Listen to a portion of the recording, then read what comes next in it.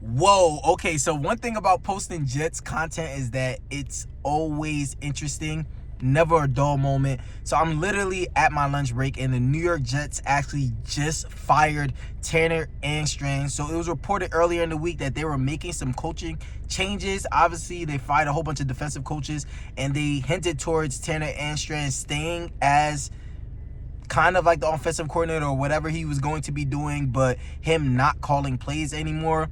Ultimately, now Tanner Engstrand and Aaron Glenn are parting ways. So what that tells me is that they sat down, had a conversation about what Tanner Engstrand's role was pretty much going to be, and he was getting a demotion that he didn't like and decided to part ways. In my opinion, I don't know if this is the right call. I really liked some of the things that I saw for Tanner Engstrand. He was a young offensive coordinator. He had a lot of creativity inside of his play calling, and even though the Jets offense looked bad on paper, there were so many times when you look at the All-22 film or you watch what was actually happening out there, the quarterback play was inept. It was really bad. So it's really hard to judge what kind of offensive coordinator Tanner Engstrand was when he had to deal with Justin Fields and had 1 or 2 games with Tyrod Taylor, and then we went on to Brady Cook, who is an undrafted free agent, who, if I'm being honest, I'm not trying to disrespect Brady Cook, but he might not be in the NFL in about 2 or 3 years. I mean, maybe he can have a resurgence, but that's a whole nother discussion. At the end of the day, this is crazy, right? This is crazy. My initial reaction is that this is crazy.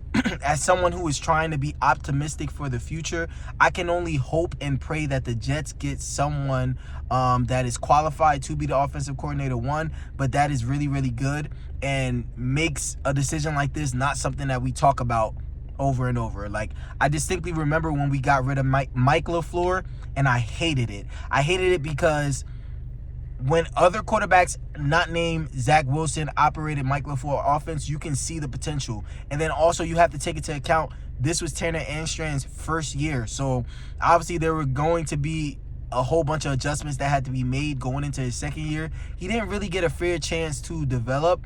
And I just feel like he didn't get a fair chance for us to see who he really is as an offensive play caller. So I'm hoping that this does not come back to bite us, and that later we're talking about how we had Tanner Engstrand in here and now he's making someone else's offense look good, or he's powering someone else's offense. At the end of the day, my goal is for the New York Jets to be as good as possible. So I'm hoping that Aaron Glenn is making the right decision, bringing in an offensive coach that can groom a rookie, because no matter what anybody is saying, we're drafting a rookie at some point this year, and all of these signs kind of point to it. So you guys let me know what you think inside the comment section. I'm going to probably make another more in-depth video about this, but I just wanted to get something out there quickly just to get my initial reaction.